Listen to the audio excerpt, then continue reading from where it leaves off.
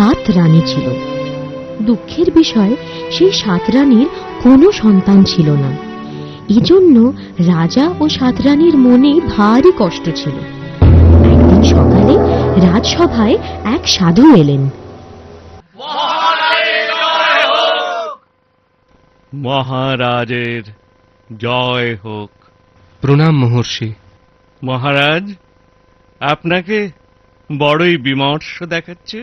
হে মহর্ষি, আমি বড়ই দুশ্চিন্তায় জীবন কাটাচ্ছি। আমি নিঃসন্তান। বংশরক্ষা না হলে আমার অবর্তমানে এই রাজ্যভার বহন করবে কে? দয়া করে আপনি একটা উপায় বলে দিন। নিশ্চিন্ত থাকুন মহারাজ, আপনার বংশরক্ষা হবেই। আমি 7টি অমৃত ফল দিচ্ছি। আপনার 7 রানী এই ফল আহার করলে যে কোনো এক রানী সন্তান লাভ করবে, আর সেই হবে এই রাজ্যের ভবিষ্যৎ উত্তরাধিকারী। যথা আজ্ঞা মহর্ষি। আপনি আমাকে দুশ্চিন্তা মুক্ত করলেন। একটি সন্তানেই আমি সন্তুষ্ট। যাই যাই 7টি অমৃত ফল দিয়ে এই আনন্দ সংবাদ আমি 7 রানীকে জানাই। আমাকে আজ্ঞা করুন মহর্ষি। মহারাজ দীর্ঘজীবী হন। এই 7টি অমৃত ফলে কোনটিতে পুত্রযোগ আছে আমার জানা নেই। আগে বড় রানী, পরে মেজ রানী, এভাবে তোমরা 7 রানী একে একেই ফল আহার করো। মহাত্মা সাধুর কথা মতো তোমাদের মধ্যে যে কোনো একজন সন্তানের জননী হবে। অপরাধ নেবেন না মহারাজ। আমাদের 7 জনের যে কোনো একজনের পুত্র সন্তান হলে আমরা তো 7 জনই জননী হব। ছোট রানী ঠিক কথাই বলেছে মহারাজ। আমরা সবাই তাকে সন্তান স্নেহে বড় করে তুলব। তোমাদের কথা আমাকে আরো নিশ্চিন্ত করল। আজ আমার বড়ই আনন্দের দিন।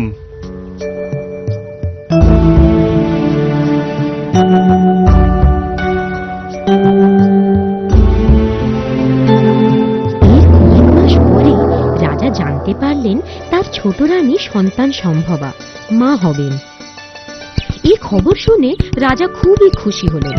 মনের আনন্দে রাজা তার অনুচরদের নিয়ে গভীর জঙ্গলে গেলেন শিকার করতে। সোনালি হরিণটা গেল কোথায়? এদিকেই তো ছুটে আসলো।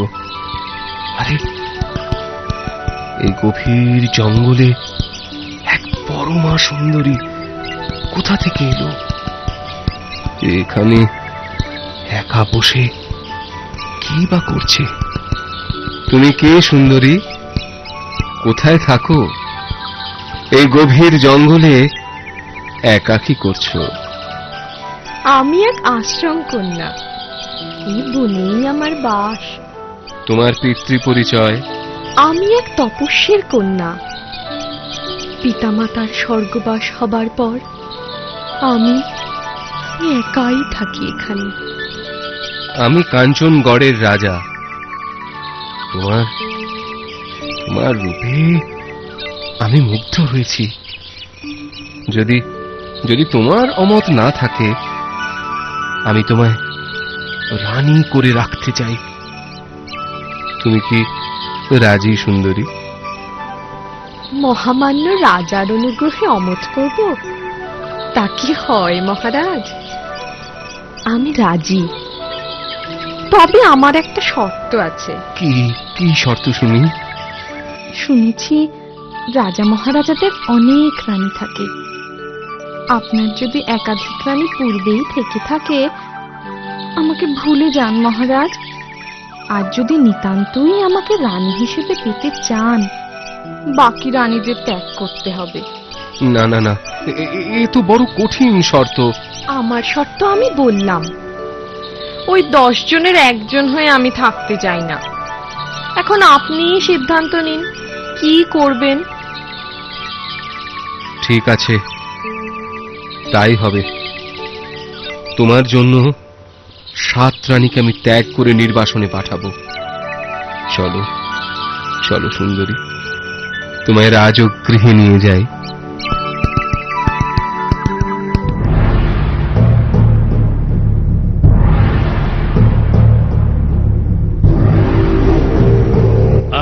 অপরাধ নেবেন না রানীমা, আমি হুকুমের দাস। রাজার হুকুম ছিল আপনাদের হত্যা করার। আপনারা এখন থেকে এই গুহায় অজ্ঞাত বাস করুন, কেউ যেন না দেখে। মহারাজ জানলে তার হুকুম অমান্য করায় আমার গর্দান যাবে। তুমি নিশ্চিন্ত থাকো জল্লাদ, তোমার ক্ষতি হয় এমন কোনো কাজ আমরা করব না।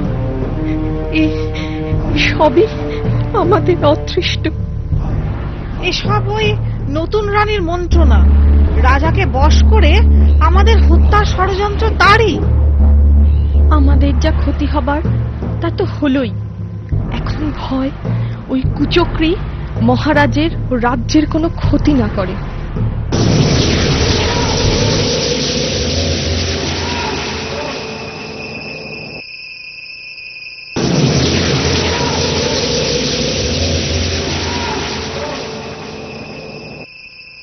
গভীর ঘুমে রাজা, গভীর ঘুমে প্রজা, ঘুমাওয়া কর রাজপ্রহরী, কাউকে পাবে সাজা।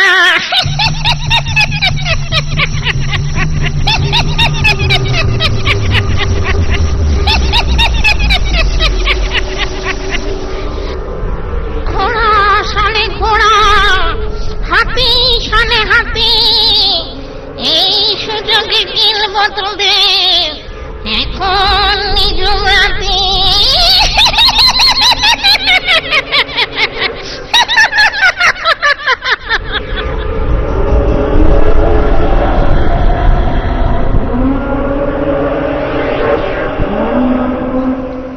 রাজার কুমার জন্ম নিলি সাতরানী তোর মা, কবে যে তুই বড় হবি আরে শরণা।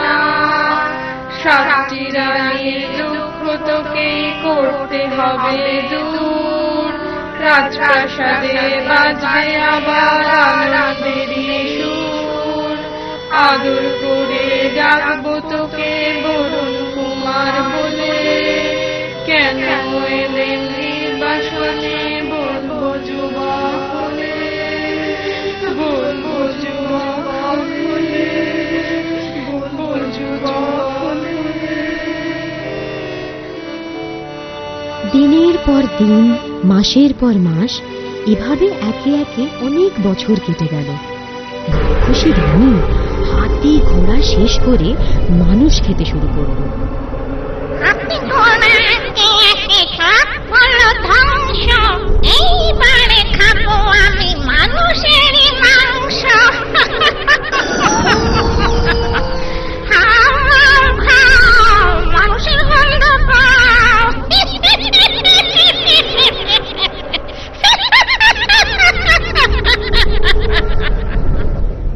আজ তোমাদের বলতেই হবে আমার পিতাকে। কেন আমরা লোকালয় ছেড়ে এই গুহায় বাস করি? কেন কেন তোমাদের এত দুঃখ? বলো বলো, তোমরা বলো। আজ আমাকে বলতেই হবে। বলছি, আজ তোমায় সব বলছি। তুমি আসলে কাঞ্চনগড়ের রাজার কুমার।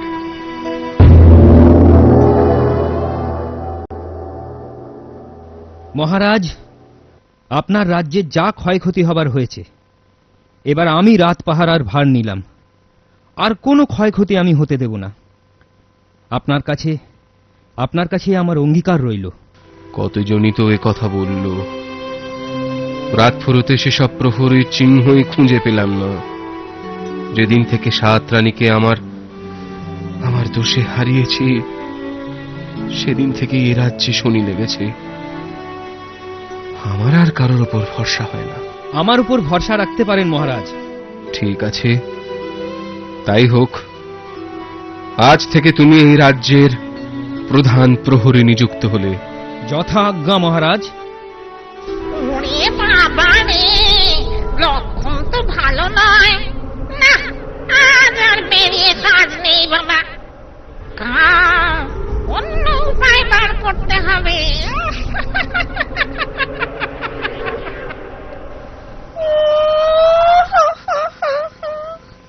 ও মহারাজ, আমি বড়ই অসুস্থ বোধ করছি। মনে হয় আমায় কোনো কঠিন রোগে ধরেছে। আমি এক্ষুনি রাজবদ্যিকে খবর দিচ্ছি। না না, এ রাজবদ্যের কাজ নয়। আপনি রূপোর গাছে সোনার আপেল জোগাড় করে দিন, ওতেই আমার অসুখ সারবে। কিন্তু কিন্তু রানী, রূপোর গাছে সোনার আপেল আমি পাবো কোথায়? কেন? আপনার নতুন প্রহরীকে আপনার নতুন প্রহরীকে আদেশ করুন, সে ঠিক 7 সমুদ্র 13 নদী পেরিয়ে খুঁজে এনে দেবে সোনার আপেল। রাজা বরুণ কুমারকে আদেশ করলেন। বরুণ কুমারও রাজার আদেশ মতো বেরিয়ে পড়ল রূপোর গাছে সোনার আপেলের খোঁজে। এক বিরাট সমুদ্রের ধারে পৌঁছে চিৎকার করে বলতে লাগলো, দিদিমা গো, ও দিদিমা, তোমার মেয়ের অসুখ, আমি তোমার নাতি, তোমার সাহায্য চাই। দিদিমা গো, ও দিদিমা। তুই বললি আমার মেয়ের অসুখ, তুই আমার নাতি, কিন্তু তোর গায়ে কেন মানুষ মানুষ গন্ধ? রাক্ষসী হোক মাতা, মানুষ আমার পিতা, তাই তো আমার গায়ে এমন মানুষ মানুষ গন্ধ। তাই বলে কি দিদিমা গো, তোমার নাতি মন্দ? বাছা, তা কেন হবে? সন্দেহ হলো তাই জেনে নিলাম। এখন আমার কাঁধে করে চল, রাক্ষস রাজ্যে চল, সেখানে গিয়ে সব কথা শুনবো। মোটা লাঠি মোটা দড়ি, ওপারে যাব তাড়াতাড়ি।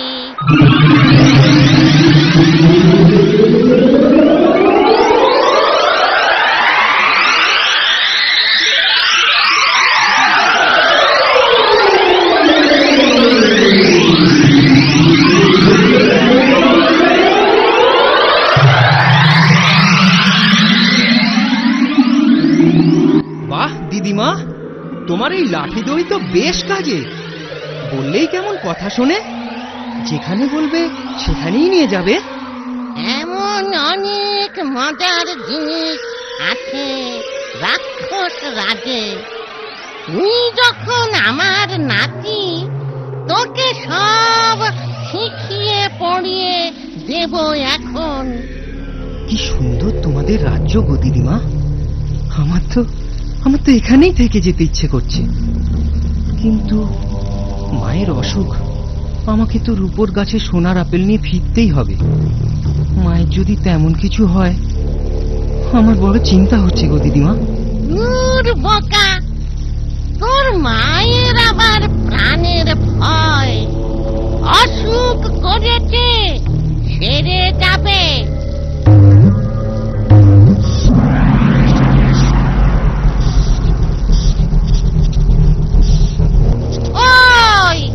ওই যে খাঁচায় কাকাতুয়া পাখিটা, ওটাই আমাদের প্রাণ। পাখিটাকে মেরে ফেললে তবেই তোর মা, আমরা সবাই মরে যাব। তাই নাকি দিদিমা? তাহলে মায়ের প্রাণের ভয় নেই বলো? একবার এসেছি যখন, কটা দিন থেকেই যাই। এই ভালো, মোটা দড়ি মোটা লাঠি তো আছেই। যখন বলবি তোকে আমি পৌঁছে দেব। কিন্তু এসব কথা কখনো কাউকে বলবি না। তুই আমার নাতি, তাই তোকে বললুম। আমি যাই, রূপোর গাছ থেকে সোনার আপেল নিয়ে আসি। যাবার আগে তোকে দিতে হবে তো।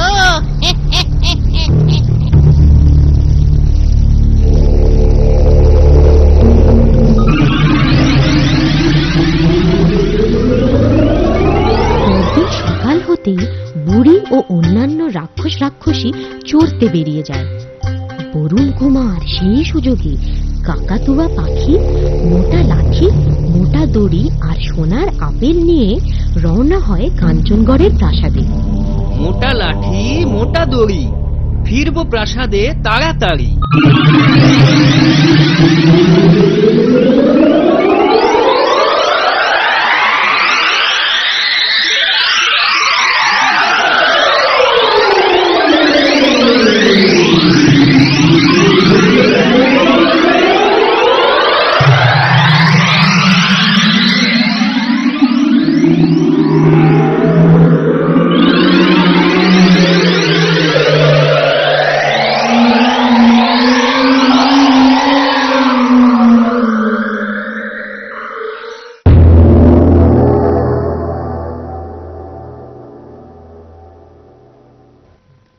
মহারাজ, আপনার আদেশ মতো সোনার আপেল নিয়ে এসেছি, কিন্তু আমি হয়তো একটু দেরি করে ফেলেছি।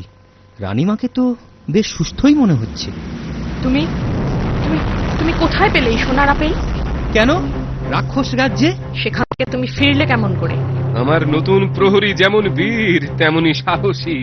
মহারাজ, রানীমার জন্য আরো একটি উপহার আমি এনেছি। দেখলে রানীমা নিশ্চয়ই খুব খুশি হবে। এ কি? এই পাখি তোমার হাতে এলো কি করে? আমায় দিয়ে দাও, আমায় দিয়ে দাও বলছি শয়তান। শয়তান আমি? মহারাজ, কে এই রাজ্যের এতদিন ক্ষতি করে এসেছে? হাতি, ঘোড়া, মানুষ, সবার প্রাণ কার হাতে গেছে? এখনই প্রকাশ হবে। মহারাজ, এই দুষ্টের কথায় কর্ণপাত করবেন না। ওকে আদেশ করুন পাখিটা আমায় দিয়ে দিতে। এসব কি হচ্ছে? কি হচ্ছে সব? আমি তো কিছুই বুঝতে পারছি না। রানী, রানী, তুমি বা এত ক্ষিপ্ত হচ্ছ কেন? শান্ত হও, শান্ত হও। কি এমন আছে ওই পাখিতে? মহারাজ, যার প্ররোচনায় আপনি আপনার 7 রানীকে ত্যাগ করেছেন, সেই এসব ক্ষয়ক্ষতির মূলে। এই দেখুন প্রমাণ।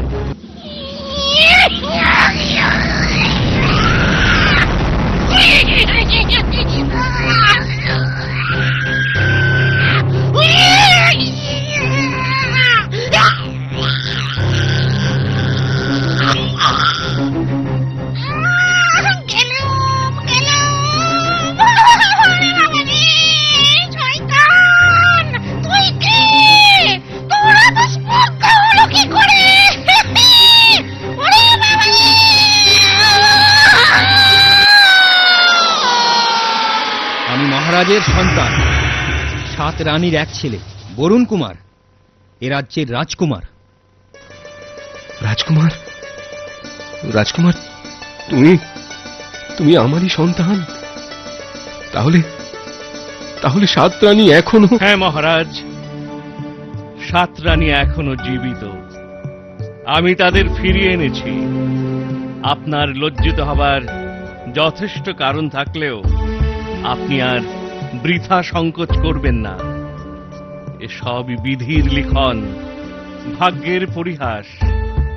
এখন থেকে এ রাজ্যের দুর্দিন শেষ। এই পরম আনন্দের মুহূর্তে আমি ঘোষণা করছি, আজ থেকে বরুণ কুমার এই রাজ্যের রাজা, এই রাজ সিংহাসনের একমাত্র অধিকারী। মন্ত্রী, আর দেরি নয়, কুমারের রাজ অভিষেক উপলক্ষে উৎসবের আয়োজন করো। বরুণ কুমার রাজা হলেন। নতুন রাজা ও আগের 7 রানীকে ফিরে পেয়ে প্রজারা খুশি হলো। রাজ্যে আনন্দের জোয়ার বইতে লাগলো। আমার কথাটি ফুরলো, লুটে গাছটি মুড়লো।